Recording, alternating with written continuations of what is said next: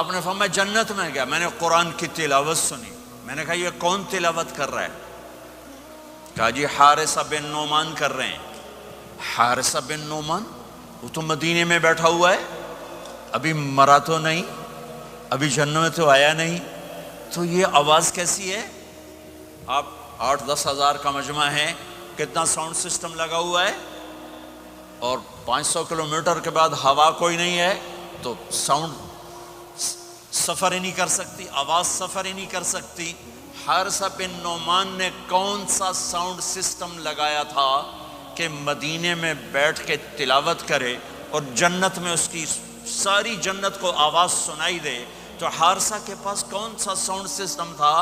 تو فرشتوں نے کہا یا رسول، آپ نے کہا وہ مدینے میں آواز جنت میں، کیا بات ہے؟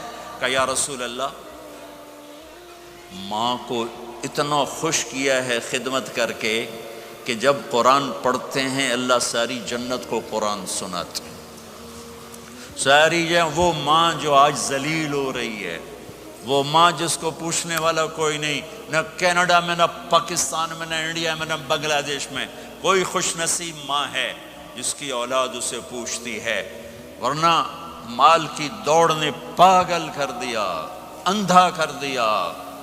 ساری دوڑ کا آخر کیا ہے؟ میتھمیٹکس کا ایک قاعدہ ہے کہ ملین انٹو زیرو کیا ہوتا ہے بھائی؟ Zero. Crore into zero zero, billion trillion into zero zero. میرے رب کی قسم ہے، دنیا کی عزتیں، شہرتیں، بلندیاں، دنیا کے دھن دولت، بلڈنگیں، تجارتیں، ضرب موت زیرو زیرو۔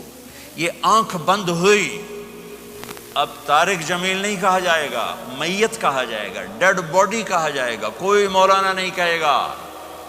اولاد بھی کہے گی جنازہ اٹھاؤ، میت اٹھاؤ، چارپائی اٹھاؤ۔ کبھی سنا کسی نے کہا ہو اماں جی کو اٹھاؤ، بیگم صاحب کو اٹھاؤ، شہزادی کو اٹھاؤ، ملکہ کو اٹھاؤ؟ میت میت۔ منجی چاہو جی، منجی چاہو، جلدی کرو جی، اسی دکانہ تے جاؤنا ہے، منجی چاہو، دیر ہو گئی ہے۔ لوگ گھڑیاں دیکھ رہے ہوتے ہیں، جنازے کا ٹائم تو 11 بجے کا تھا، 11:10 ہو چکے ہیں۔ ساری زندگی کی عزتیں، دولتیں جب موت سے ضرب کھاتی ہیں زیرو ہو جاتا ہے۔ شہرت، دولت، بلندی، پستی، گمنامی، ضرب موت زیرو، مٹی کا ڈھیر بن جاتا ہے۔ یہ سب دھوکے کا گھر ہے، یہ مچھر کا پر ہے، یہ مکڑی کا جالا ہے، یہ آج ہے اس کی کل کوئی نہیں ہے، کل تو بڑی دور ہے، یہ سانس ہے اگلے سانس کا کوئی پتہ نہیں، یہ قدم ادھر سے ادھر آنے کا کوئی پتہ نہیں، یہاں سے نیچے اترنے کا کوئی پتہ نہیں۔ تو کیا اس پر ایمان کو بیچ دوں؟ کیا اس پر آخرت کو آگ لگا دوں؟ اجل موت کو کہتے ہیں، موت اجل ہی نے چھوڑا، نہ کسرا نہ دارا، اسی سے سکندر صفات بہارا، ہر ایک لے کے کیا کیا، نہ حسرت سے دھارا، پڑا رہ گیا سب یوں ہی ٹھاٹھ سارا، جگہ جی لگانے کی دنیا نہیں ہے، یہ عبرت کی جا ہے، تماشا نہیں ہے۔ ماں کی دعا نے حارثہ کی تلاوت کو 7 آسمان چیر کر پوری جنت گونج رہی ہے۔ کیا ہوا؟ حارثہ تلاوت کر رہا ہے۔ ساؤنڈ سسٹم کہاں سے لایا ہے؟ ماں کے پاؤں دھوتا ہے، یہ ساؤنڈ سسٹم ہے۔ حارثہ ماں کے کیسے خدمت گزار تھے؟ بیوی کو نہیں کہتے تھے میری اماں دی روٹی پکا، میری اماں دے کپڑے دھو، بیوی کو کہتے تھے یہ میری ذاتی پراپرٹی ہے، اس میں تیرا کوئی حق نہیں ہے۔ جس کے ذمے نہیں اس کو آگے کر رہے ہیں۔ میرے ذمے میری ماں کی خدمت ہے، میری بیوی کے ذمے میری ماں کی خدمت نہیں ہے۔ اللہ کے واسطے حقوق جانو، حقوق جانو۔ ہم اپنا معاشرہ ساتھ لے کر آئے ہیں اور شریعت کے نہ جاننے کی وجہ سے گھروں میں آگ لگ چکی ہے، آگ لگ چکی ہے، آگ لگ چکی ہے۔ بیگم یہ ماں میری ذاتی پراپرٹی ہے، تم نے قریب نہیں آنا۔ کپڑے خود دھوتے تھے، تیل لگاتے تھے، کنگھی کرتے تھے، جوئیں نکالتے تھے، سالن بناتے تھے، روٹی پکاتے تھے، پھر سامنے رکھ کے بیٹھ نہیں جاتے تھے، نوالے توڑ توڑ کے اماں کو کھلاتے تھے، نوالے توڑ توڑ کے کھلاتے تھے۔ صلہ کیا ملا؟ جنت میں آواز جا رہی ہے۔ کس نے پہنچایا؟ ایک اور واقعہ سنا دوں، بیٹے بھی بیٹھے ہیں، مائیں بھی بیٹھی ہیں۔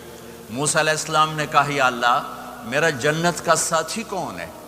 اللہ تعالیٰ نے کہا فلاں قصائی، یہ گوشت بیچنے والے۔ گوشت بیچنے کا پیشہ ہمارے ملک میں کوئی اچھا نہیں ہے، تھے میں چنگا ہوئے تو پتہ کوئی نہیں، تو وہ ماٹھے لوگ کرتے ہیں، تو ادھر تو بڑا فیشن کے ساتھ ہے۔ تو موسیٰ علیہ السلام حیران ہوئے، بھئی قصائی میرا جنت کا ساتھی کیسے بن گیا؟ وہ گئے، کہ کون ہے؟ کہ فلاں۔ وہ گئے تو ایک قصائی، قصائیوں کی دکانیں، گوشت، بیٹھا چوکڑی مار کے گوشت بیچ رہا ہے۔ جب وہ فارغ ہوا، ایک گوشت کا ٹکڑا اس نے تھیلے میں ڈالا اور گھر۔ موسیٰ علیہ السلام بھی پیچھے، کہنے کہ میں آ جاؤں؟ انہوں نے کہا آ جاؤ۔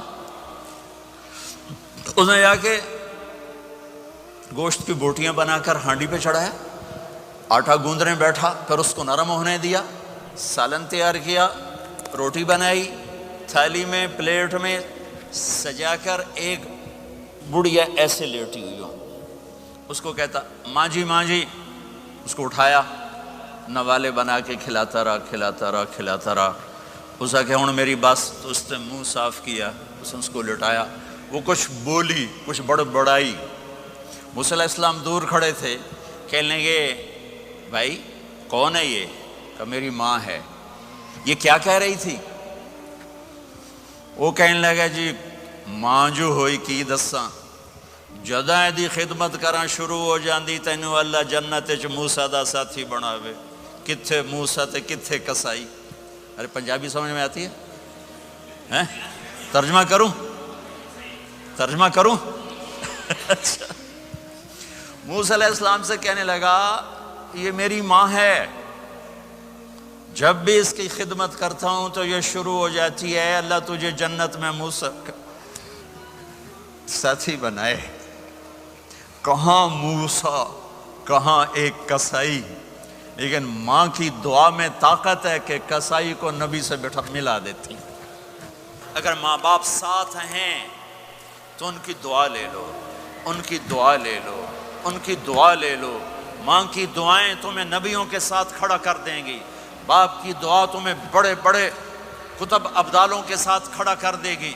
والدین کو خوش کرنا، جو صبح صبح والدین کی صرف ایسے جا کے دیکھ لے، نہ سلام کرے نہ حال پوچھے، بس یوں دیکھ لے محبت سے، صبح سے شام تک جنت میں 2 دروازے اس کے لیے کھل جاتے ہیں۔ صبح سے شام تک جنت میں 2 دروازے کھل جاتے ہیں۔ اگر آپ کے ماں باپ یہاں ساتھ ہیں تو اپنی جنت بنا لیں، ان کے مرنے سے پہلے پہلے اپنی جنت بنا لیں، ان کی دعا لے لیں۔ ہمارا ایک نوجوان ذمہ دار تھا، نہ نماز نہ روزہ نہ حج، کچھ بھی نہیں، اور غافل زندگی۔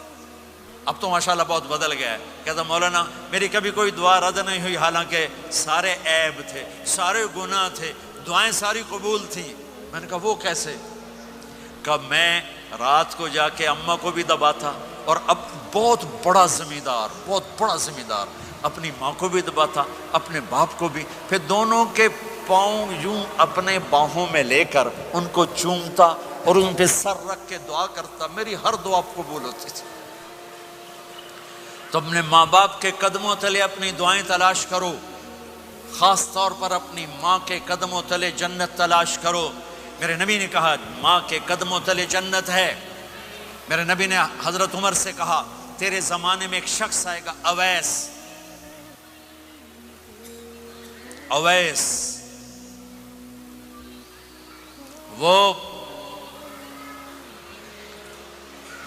رنگ کا ہوگا کالا، قد کا ہوگا چھوٹا، اور قبیلہ ہوگا قرن۔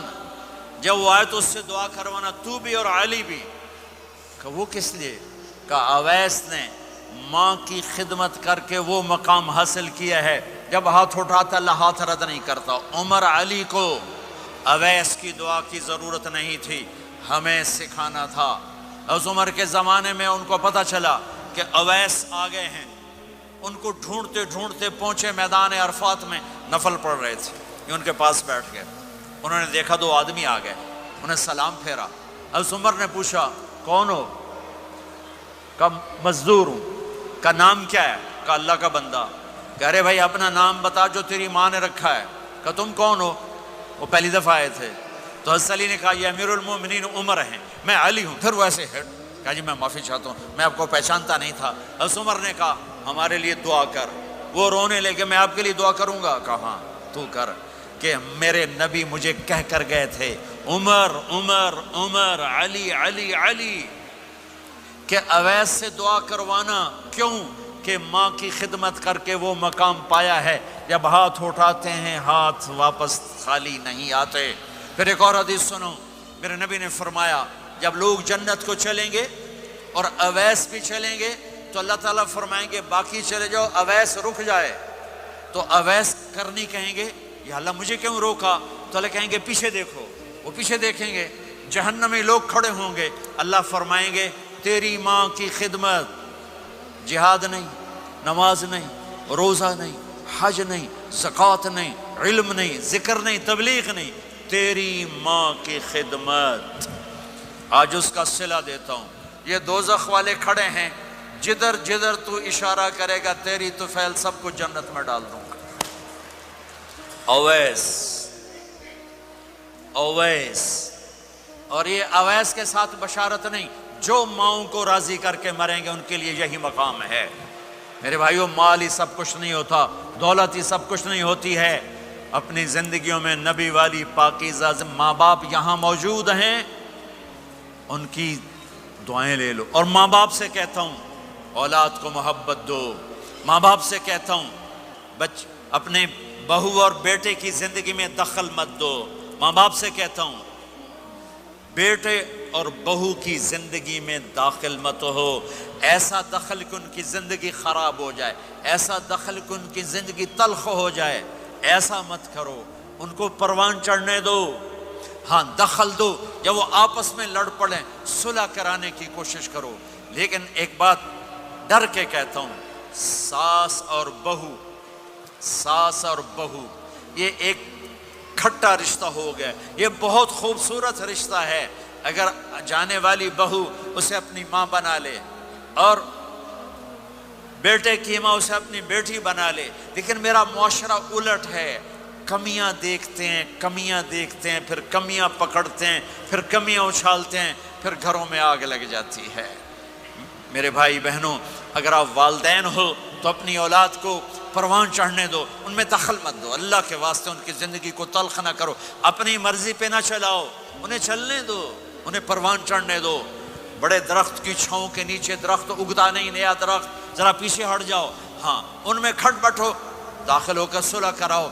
जैसे मेरे नबी का वाक़या है, आप अपनी बेटी के घर गए, वो उदास बैठी, आपने कहा क्या हुआ? कहा मेरा और अली का झगड़ा हो गया। आपने कहा अली किधर है? कहा बाहर निकल गए। आप उनको ढूंढने निकले, मस्जिद से उठा के लाए, घर में आए और फर्श पर ऐसे लेट गए, ज़मीन पर, इधर अली को लिटाया, इधर फातिमा को लिटाया, अली का हाथ पकड़ के यहाँ रखा, फातिमा का हाथ पकड़ के यहाँ रखा, और ऊपर फातिमा के हाथ के अपना हाथ रखा। ये अली का हाथ, ये फातिमा का हाथ और ये अपना हाथ। फिर फरमाया बच्चों बोलो हमारी सुलह हो गई, ये है बड़ों का काम, बोलो हमारी सुलह हो गई। तो दोनों ने कहा हमारी सुलह हो गई। तो आप बाहर निकले बड़े खुश। सहाबा ने कहा या रसूल अल्लाह आप बड़े खुश नज़र आ रहे हैं। कहा मैं अली और फातिमा की सुलह करा के आ रहा हूँ।